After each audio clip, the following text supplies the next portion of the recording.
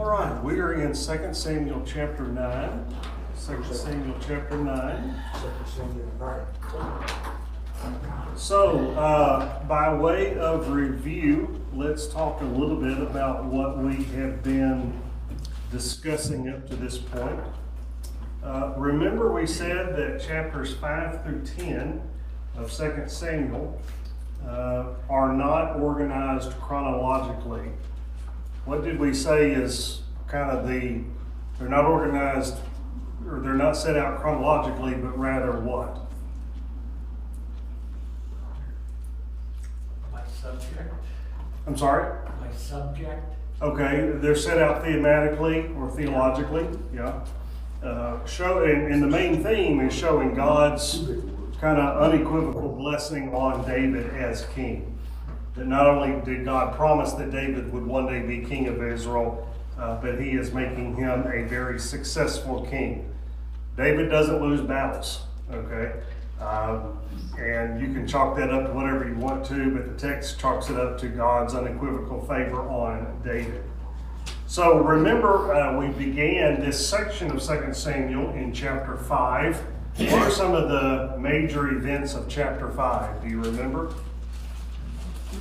Without looking back in your Bible and scanning the heavens.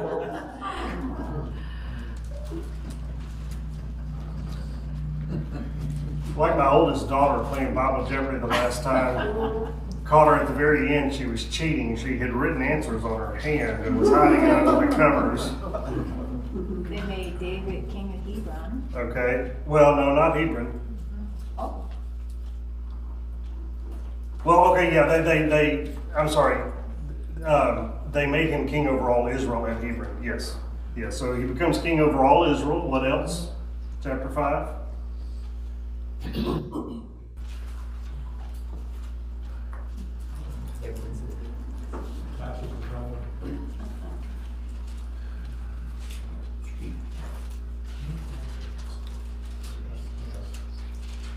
He gets more wives. Okay, he gets more wives. That's what my grandson got out of Samuel. He has a lot of wives. And a lot of sons. A lot of sons.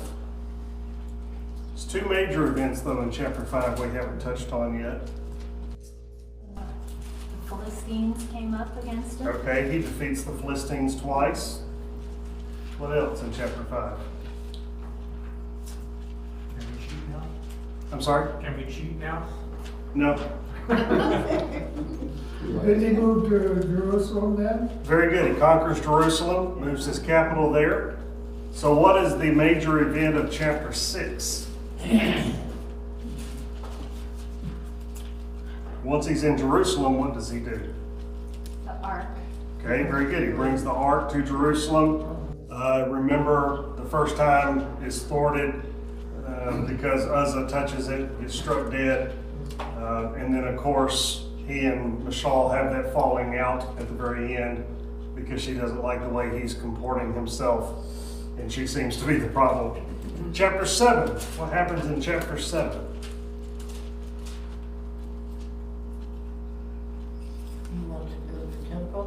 Okay, very good. He wants to build the temple, and God says No. no. Okay. But what does God promise to David in chapter 7?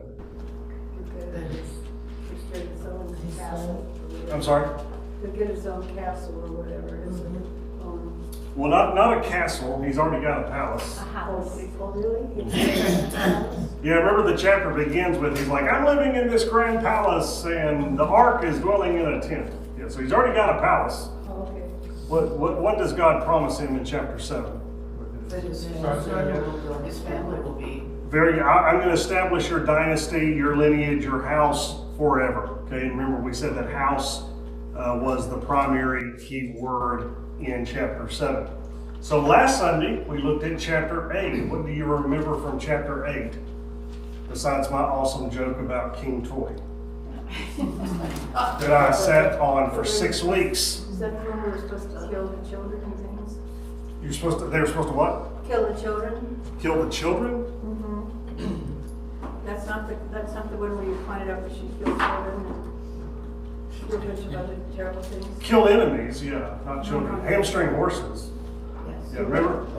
Chapter 8 talks about David's wars, not only against it, and remember it kind of goes This is what- all around Israel. So you've got the Philistines to the west, you've got the Moabites to the east, you've got the Edomites to the south, and you've got the Arameans or Syrians to the north. And so chapter 8 just kind of went on a tour around the compass to show how David was successful against all his enemies all the way around. And ultimately, especially because of his victories against the Arameans, he expands Israel's territory all the way to the Euphrates River, which is a fulfillment of God's promise to Abraham that he would one day give the land of the Levant to Abraham's offspring all the way to the river, as it's often called in the text, meaning the Euphrates River. All right, so we're here in 2 Samuel chapter 9, and this is a short chapter. It's an anecdotal chapter to not only, we've not only seen David's military prowess in the last couple of chapters, we've not only seen his dedication to God in the last couple of chapters, bringing the ark, wanting to build a temple for the ark.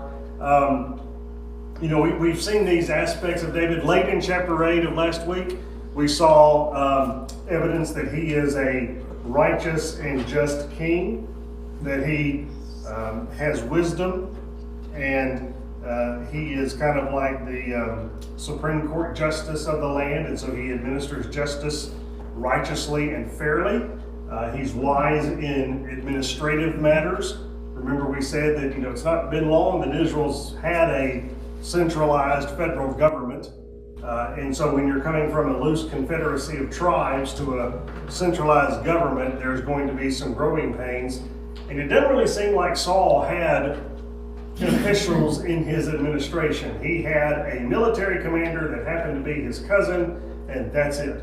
But David installs administrative officials that are not necessarily all from his family. He's got a nephew who's his commander. He's got his sons as chief officials, but the rest don't seem to be related. So David isn't as nepotistic as Saul was and other rulers of that day. We come to chapter 9, and we meet a person or encounter a person that we were first told about in chapter 4. And this person, Mephibosheth, was told to us in chapter 4, where we are aware of his existence. We are aware of his connection to the house of Saul, but he's kind of been forgotten about. And this is an interesting literary technique in which the author, the narrator, has told us something in the past, and then we have to wait several chapters for the payoff, okay?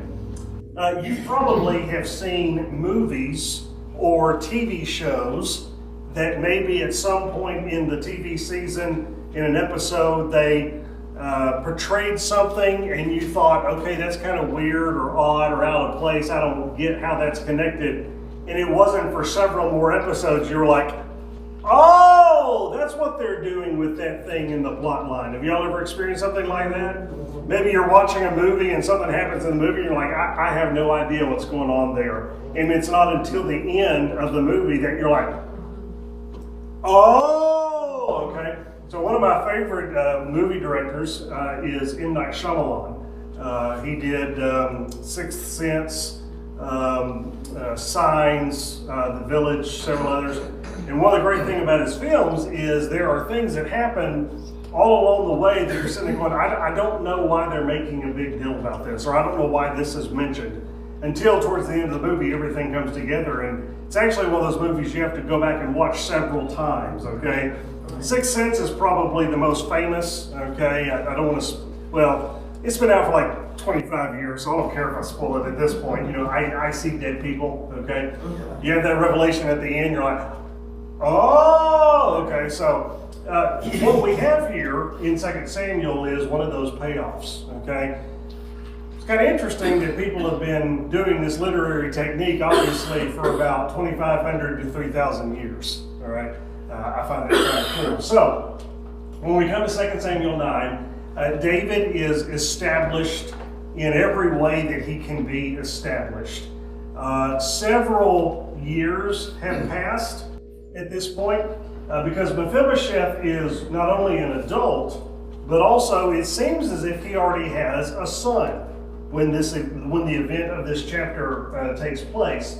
But he was born when Saul and Jonathan and other Saul's sons were killed at Mount Gilboa in chapter 31. Or excuse me, he wasn't born, he was about 5 years old at that time. And so you have this thing where he's an adult by this point. David's been ruling for 20-ish years. He's halfway through his reign, okay? And that's when we come to the text in 2 Samuel chapter 9, beginning in verse 1. Now, before we read the text together, I'm going to go ahead and surprise you. I want you to pay very close attention to the story, okay?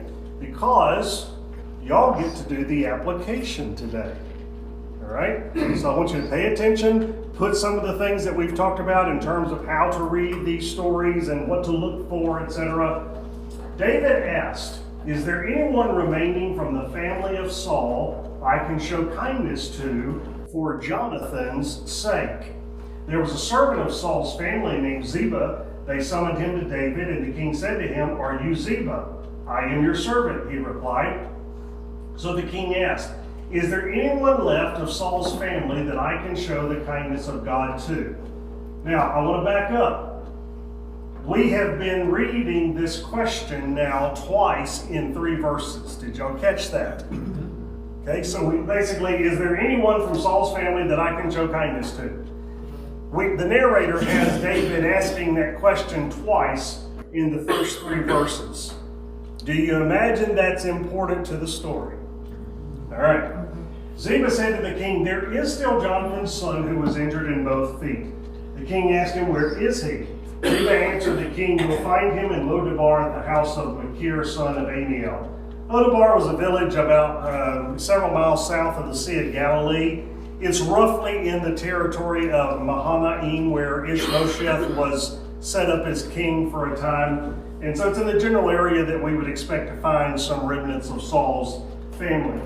Verse 5, King David had him brought from the house of Machir, son of Amiel, in Lodebar. Mephibosheth, son of Jonathan, son of Saul. And again, remember what we've said when you read that someone is mentioned, not just their name, but kind of they're alluded to in reference to who they are. Okay? Son of Jonathan, son of Saul, came to David, fell face down, and paid homage. David said, "Mephibosheth, I am your servant," he replied. "Don't be afraid," David said to him. Now, why does David make that statement?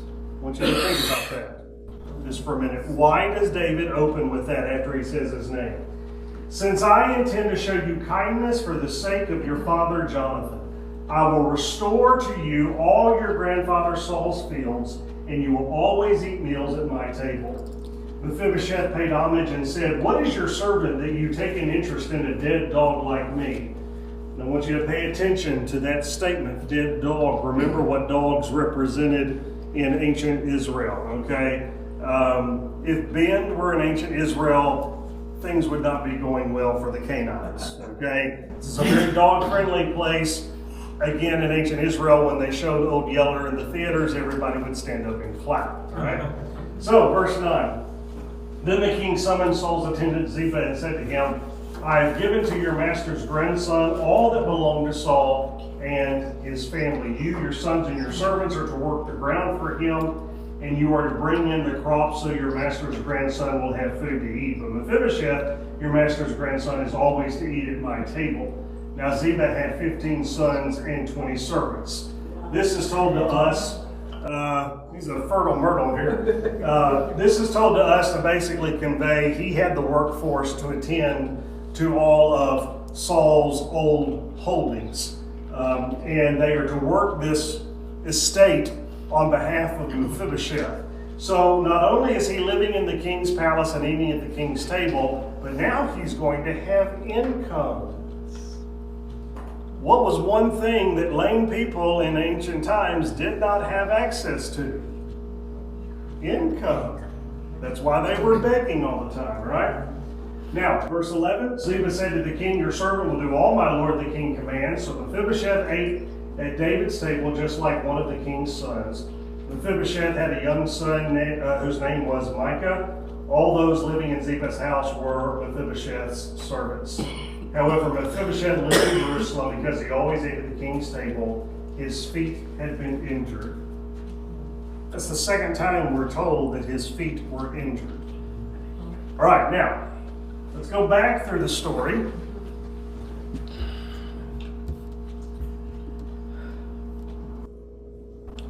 And we're going to go frame by frame.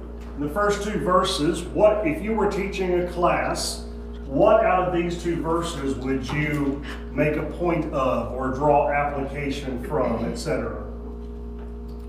Well, you said that David has established everything. He's conquered all these nations. He's got his own palace. He's got Jerusalem. He's got everything he wants. And he's just like sitting there someday going, I remember Jonathan. Is there anything I can do for somebody, you know, who's Jonathan still? But after everything he's acquired, he's suddenly looking back. Yeah. Now, so this is obviously a great example of kindness, okay, on David's part. But why was it extraordinary in the ancient Near Eastern context 3,000 years ago? Typically,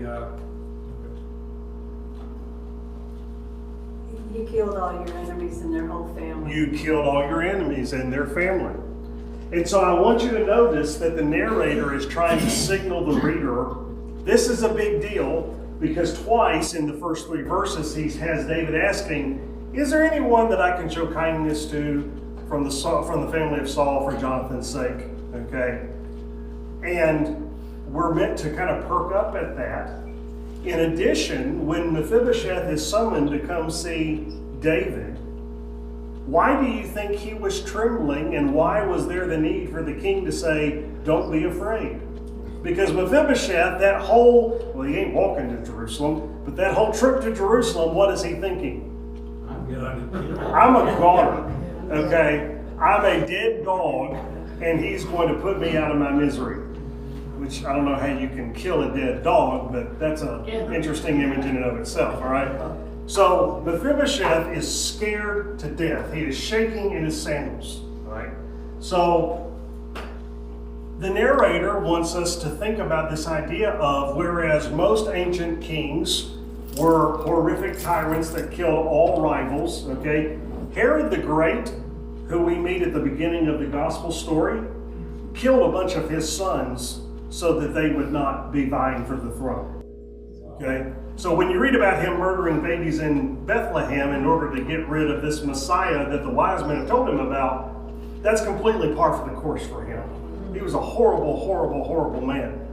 But that was par for the course in ancient times. Kings killed their own kids all the time to eliminate them trying to vie for the throne prematurely. Okay? So, David, instead of being shown as this despotic tyrant king in ancient times, which he will soon become a despotic tyrant king, but not yet, at this point in his reign, he is a very magnanimous, gracious person. And it's not like Mephibosheth comes to his court and begs for help. He goes searching out for someone to show kindness to. And it's because long ago he had a covenant with Jonathan. And even though Jonathan has been dead at this point for probably 20 years, okay, 20 years, he's still looking for someone to show kindness to. You would think that he's like, all right, out of sight, out of mind. Jonathan, oh, he's a great guy back then. We were besties, and now he's gone, and I miss him. But he goes looking for a way to show kindness to any possible survivors in the family. And notice it's the family of Saul. It's not just the family of Jonathan. He's looking for anybody from the family of Saul to show kindness to. Okay? Yes, ma'am. Well, maybe you're just getting to the next thing, but this fellow, Ziba?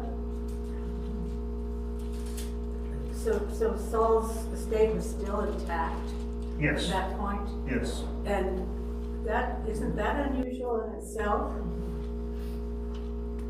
Very good, yes. Because when the old king is dead and there's a new king, there's a regime change, what do you confiscate? All their goods, yeah. Yeah, right? And especially after Abner defects and Ishbosheth is murdered by somebody else, oh, well, you know, just ain't nobody else to till the ground, I'll take it over, okay? For all we're told, Mephibosheth is the only surviving son from the male lineages of Saul, okay? Now, he's got other grandchildren, either through his daughter, Meribab, or through his concubine, but sons from his sons, Mephibosheth is the only one. All right, and since he can't since he can't work, a normal king would have been like, "Oh, we'll just take it all." So, anything else? In some of the research I did, they said perhaps that Ziba, besides David, could have just assumed all the royal property, because later on we'll learn how he. But you can't spoil the story. But I just thought it was interesting because David says he's returning all of this, so it could have been David took it, or it could have been that Ziba just kind of took over the property, and that's why he had so much wealth. Well, and it could be that Ziba took over the property in trust for Saul, but what he's actually doing is keeping the profits for himself. I mean, y'all heard of conservatorships and people doing, dishonest things with that. Okay, so that's very common. All right, when we turn to these two verses, what here do you see that you might draw out in a class? Remember, there's that one phrase that I said is mentioned twice in the chapter. The family was injured, couldn't work. Okay, so why do you think we're told twice by the narrator at the beginning and at the end of the story? So that kind of serves as bookends. Why do you think we're told that? Because we were told that in chapter 4, that he's lame. The nurse fell on him and he's lame. Why is that mentioned again? Because chapter 9 through chapter 20, according to what I did research on, these are all accounts of David's threats to David's reign that he is overcoming. So we'll learn more about other threats to his reign. But right now he wants to keep an eye on Mephibosheth. That's why he's after him. Do you think that's true? Well, it's possible. I mean, I don't know. Have we been told anything about David's character up to this point that leads you to that conclusion? You're right, that's what a lot of scholars say. I don't believe that. I think that's reading way too much nefariousness into David that isn't warranted yet by what we've been told. In Europe. Oh, she's saying that David isn't bringing Mephibosheth to Jerusalem to show him kindness so much as he's a descendant of the last king, and so he wants to keep an eye on him. Instead of being magnanimous to Mephibosheth, he's basically putting him under glorified house arrest so that he can't foment rebellion. It couldn't be both. No. Showing kindness It can't be and both. keeping an eye. Because what have we been told? He isn't able physically to and even if he had people who wanted to back him, they wouldn't be powerful people. It would be, Nobody would have brought Mephibosheth up to power. yeah, Because yeah. he was lame. It must have been 20 years. Okay, so exactly. Do y'all realize that FDR did not allow photos of him in a wheelchair to circulate? Oh, yeah, right. Why?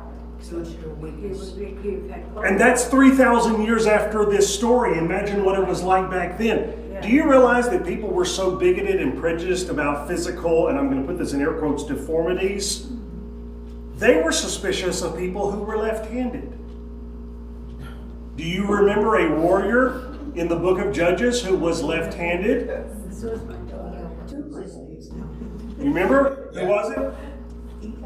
Ehud. Okay? Ehud was left-handed. And we're not just told that because of the whole he could hide the sword and they wouldn't find it that he killed Eglon with, but also because he's a freak. Physically, he's a weirdo, all right? No one's going to follow him, but they follow him, okay? It's one of these themes in the book of Judges where people are following misfits. Mephibosheth is lame in both feet. He is not starting a rebellion. Ain't nobody gonna follow him, and ain't nobody gonna put him on the throne. The reason that we're told about him in chapter 4 in the context of Ishbosheth's murder is to say, oh yeah, there's another potential claimant to the throne, but he ain't going nowhere because he's lame in both feet. And then the author reminds us of this again. This is the only thing, I'm intrigued that you picked up on that, this whole, David's really doing this for nefarious reasons.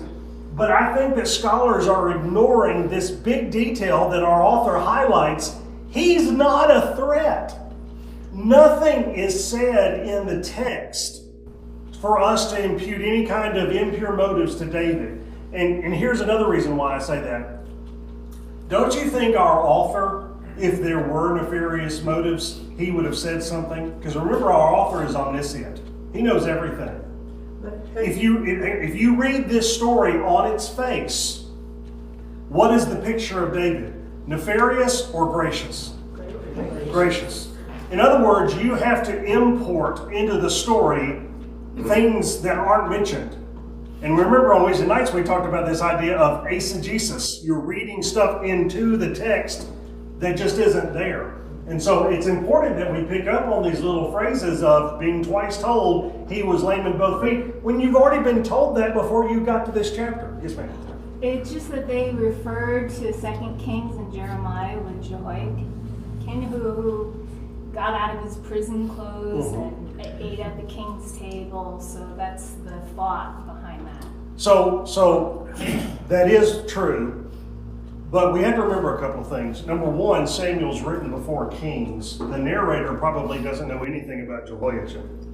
Number two, that was a Babylonian king, not David. And so I'm more easily imagining that the Babylonian king was doing it for nefarious reasons. But also, he put him in jail. He's already in prison. Taking him out of prison and putting him at the king's table isn't nefarious when the guy's already in jail. But the bigger thing that we need to remember is, and this is kind of going down a rabbit hole, but there's an assumption that 2 Samuel chapter 9 through 20 was at one point an independent document that got lumped into the rest of Samuel. There's no evidence of that. None whatsoever. That is a presumption that is made. There's never been any proof of that. And so when you read about, we think this part of this book of the Bible was brought in or, put in by the editor, sometimes that smuggles into the conversation some ideas that don't belong. I could be very wrong on this, but I don't impute any kind of impure motives to David in this chapter. I don't see it. You have to read stuff into the text. Moving on in verses 5 through 6, anything here? I think it's interesting that when Ziba tells him where he is, he says he's in that area where Saul's family would have been, and he's living in somebody else's house. And by the way, he's lame, and he sort of keeps compounding and sort of like, you don't need to worry about this, or you can ignore him if you want. So he has no income. He's a dependent. He's a shut-in. He's got to live with somebody else because he can't take care of himself. And David has been winning every battle he's ever fought. He's expanded territory all throughout Israel. Who's going to back this guy against David? Who in their right mind is going to back Mephibosheth? Yes, sir. You gotta remember, why is Bathsheba? Why is he lame? It's because of his own family that he's lame. David took him away because they were killing his sons. So he got into that shape because of his family. Right. All right, and then notice again, he's always mentioned in terms of his relationship to Jonathan and Saul. The narrator doesn't want you to forget who he belongs to or his family lineage, right? He shows David homage. Again, we made the point about him saying, don't be afraid. I intend to show you kindness. And again, there's that word for like the third time in the passage. He's restoring the fields. Okay, you're going to always eat at my table.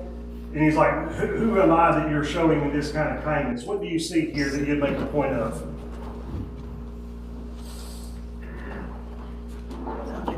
Mephibosheth, I'm doing good, let us. No. Yeah, Mephibosheth finds it very hard to take this seriously. Okay. That this is a sincere offer. It's too good to be true. It's too good to be true. Okay. So, can I make y'all all feel better? I'm going to make you feel really good right now. So, in my writing, the writing program that I use allows me to use short codes for words and phrases. When I was writing my book on Daniel, I did not want to have to type out Nebuchadnezzar every time. So I created a short code where I just typed out $NEB. And when the manuscript was published, everything came out as Nebuchadnezzar. Well, I've done the same thing in Samuel. Ishbosheth, I ain't spelling out Ishbosheth all the time. I'm going to misspell it. So I did $ISH. And when I did Mephibosheth, $MEP. Because I can't spell it correctly, let alone say it correctly all the time. So, all right. Verse 9, anything here? I've got a quick question. Yeah. Going back, was Ziba and the other servants essentially taking care of the property that belonged to him anyway? Okay. And were they essentially helping Mephibosheth out? We're not told. And we're going to learn something about Ziba's character later in Samuel. I'll let you spoil the surprise at the end of class. This guy's not exactly an honest dude. Okay. So we're not told explicitly, but we're invited to conjecture that even though he's been taking care of Saul's estate all this time, where the prophet's been going. Okay. Notice that Mephibosheth has not been living with Ziba. He's been living elsewhere. All right. Verse 10 and following, he tells him to work it. We're told that he's got the manpower to work it. And notice here, they're to bring the crops so that your master's grandson will have food to eat, but where Mephibosheth is eating is at the table. So we're not entirely sure how to interpret this. We're not sure if Mephibosheth is eating at the king's table and the king is supplying the food. And really what this means is this income from the estate is just going into an account so that Mephibosheth has spending money or whatever. Or it could be that he gets to live in the palace, but you got to supply your own food. Okay? You're not, you're getting room and board, but not food. Isn't that phrase, eating at the table, symbolic of his status in David's kingdom? If you're eating at the king's table, that is a place of tremendous honor. Okay? Tremendous honor. All right? 11 and following, anything here? And you're right, Arlene, this phrase, he ate at the David's table just like one of the king's sons. That's kind of cementing the point about it being a place of honor. He has a son named Micah, and all the people in Ziba's house served him. Anything here? I never heard about a house before. I'm sorry? I never heard about it. Oh, Ziba. Yeah, Ziba's house. One of the things I'm thinking here is, okay, Ziba has been working Saul's property for all these years. Just because he was the only one that was available to do so, and therefore he's basically inheriting it. Okay, David is telling him, okay, I'm taking you and making you Mephibosheth's servant. So all his property is going back to him. I can imagine that Ziba is going, no way. I'm going to take advantage of this situation. I hope I don't get audited. Yeah. Yes, The ma'am. fact that Ziba says to you, I will do exactly what you say, sir. Yes, sir. And if what you're saying about what Linda knows at the end is sort of like, sure I will. We're still going to do it. Yeah. All right. This is just a stupid observation, but why the heck did it take David 20 years to think about this situation? You're fighting wars. That's busy business. Oh, good. I'm glad you answered that. It really bothered me. Because if I had something like this preying on my mind for 20 years, I would have taken care of it way before 20 years. He's too busy killing people. Oh, He's too okay. busy killing people. All right. So, would you like to do the honors? What do we later learn about Ziba and Mephibosheth? Take it away. Well, Machir, he's also mentioned too.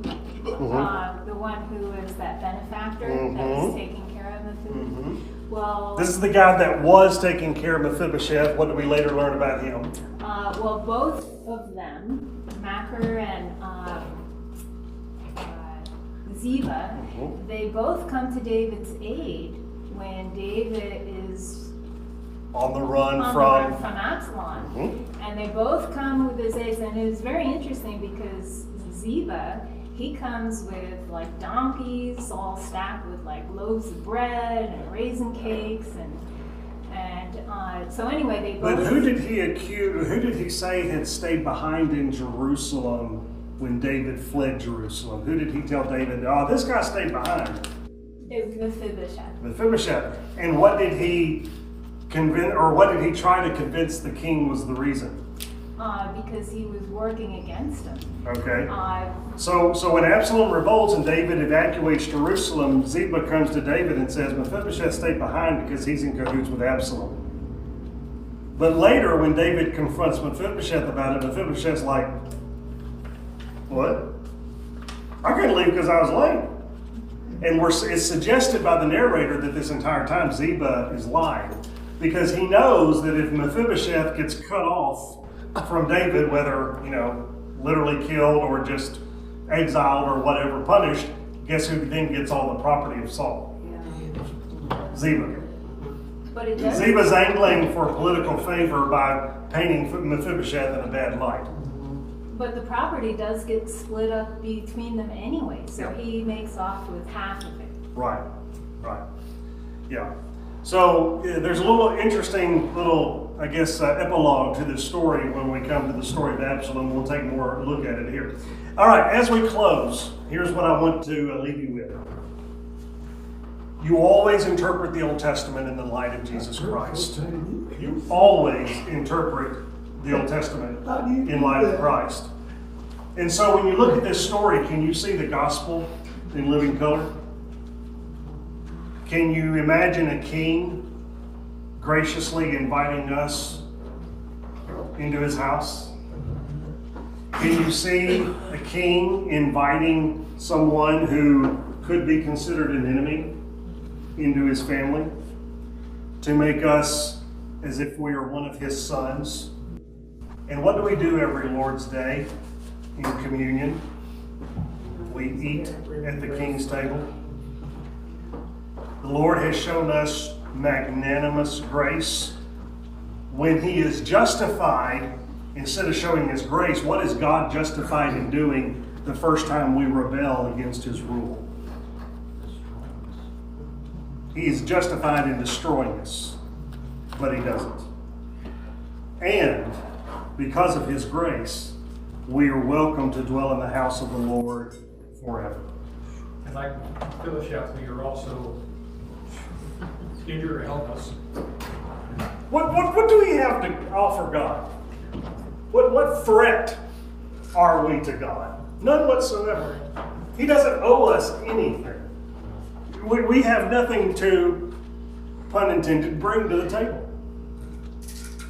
But God does that because he is magnanimous and gracious.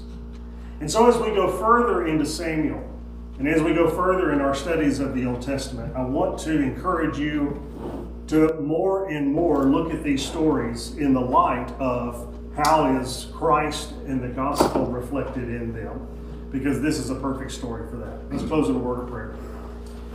Father, we're grateful for this story and how the grace that you have shown us through your Son is made manifest. Father, such a beautiful story, so inspiring. I pray that we will take this story and we will be encouraged to show grace to those around us, especially to the people in our lives who don't deserve it. Because, Father, that's exactly what you have done. You've shown us grace when we did not deserve it. Father, I pray that we will not only show grace to those around us, show grace to our friends, but also to remember the children of our friends and be faithful to them as well, just as David showed faithfulness to Jonathan's son. Father, again, we're so grateful for the love that you have poured out upon us in Christ. We ask this prayer in his name. Amen. We'll take a look at 2 Samuel 10 on Wednesday night.